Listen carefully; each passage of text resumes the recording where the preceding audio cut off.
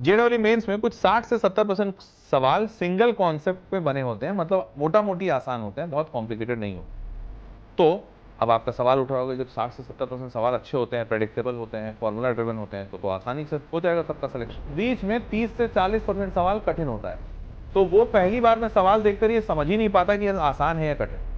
अब जब उसको ये नहीं समझ आता, तो हो सकता है वो कोई कठिन सवाल में घुस गया और उसमें उसने अपने 15 मिनट खराब कर दिए।